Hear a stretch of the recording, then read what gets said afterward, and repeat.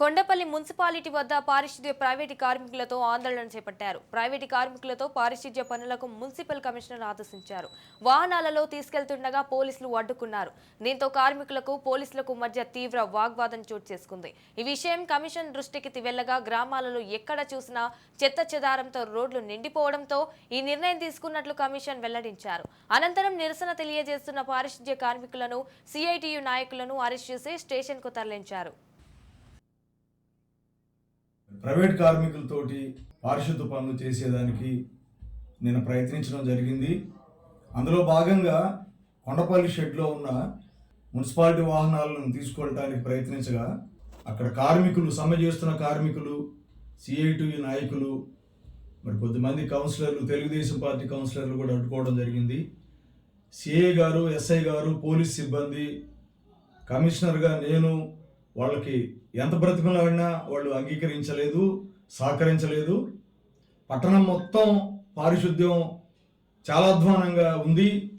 మనం దేశవ్యాప్తంగా కూడా కరోనా కేసులు రావటం మనం చూస్తున్నాము.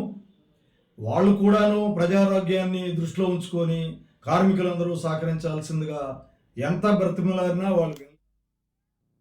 మీ అందరూ కూడా విజ్ఞప్తి చేస్తున్నాం, పోలీసు వారికి కోఆపరేట్ చేద్దాం.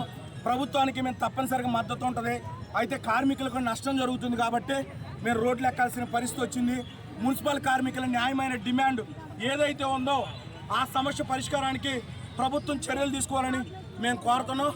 వాళ్ళకి కొండపల్లి మున్సిపాలిటీ వద్ద పారిశుద్ధ్య ప్రైవేటు కార్మికులతో ఆందోళన చేపట్టారు. ప్రైవేటు కార్మికులతో పారిశుద్ధ్య పనులకు మున్సిపల్ కమిషనర్ ఆదేశించారు. వాహనాలలో తీసుకెళ్తుండగా పోలీసులు అడ్డుకున్నారు. దీంతో కార్మికులకు పోలీసులకు మధ్య తీవ్ర వాగ్వాదం చోటు చేసుకుంది. ఈ విషయం కమిషనర్ దృష్టికి వెళ్లగా గ్రామాలలో ఎక్కడ చూసినా చెత్త చెదారంతో రోడ్లు నిండిపోవడంతో ఈ నిర్ణయం తీసుకున్నట్లు కమిషన్ వెల్లడించారు. అనంతరం నిరసన తెలియజేస్తున్న పారిశుద్ధ్య కార్మికులను, సిఐటియు నాయకులను అరెస్ట్ చేసి స్టేషన్ కు తరలించారు. రైట్గా దీనిపై పూర్తి సమాచారం మా ప్రతినిధి గాలి ఫోన్ లో అందిస్తారు. గాలిబ్, చెప్పండి, దీనికి సంబంధించిన పూర్తి అప్డేట్స్ ఏంటి? ఆంధ్రప్రదేశ్ రాష్ట్రంలోని మున్సిపల్ కార్మికుల ధర్నా నేపథ్యంలోని రాష్ట్ర వ్యాప్తంగా ఎక్కడికిక్కడ చెత్త పేరుకుపోయిన పరిస్థితి కనపడుతుంది.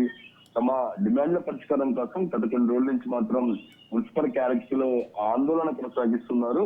ఈ నేపథ్యంలోనే ఈరోజు మైలవరం నియోజకవర్గం కొండపల్లి మున్సిపాలిటీ వద్ద ఉధృతం చోటు చేసుకుంది. ప్రైవేట్ కార్మికులతోని పారిశుద్ధ్య పనులు చేయించడానికి కమిషనర్ నిర్ణయించిన నేపథ్యంలోనే మున్సిపాలిటీ వాహనాలను తీసుకెళ్లడానికి పోలీసుల సహకారంతో మున్సిపాలిటీ వద్దకు సిబ్బందితో కమిషనర్ వచ్చారు. దీంతో ఒకసారిగా అక్కడ ధర్నా చేస్తున్న కార్మికులు అడ్డుకున్నారు. వాహనాలను తీసుకెళ్లడానికి పూర్తి స్థాయిలో వాళ్ళు అడ్డుకున్న పరిస్థితి కనపడుతుంది.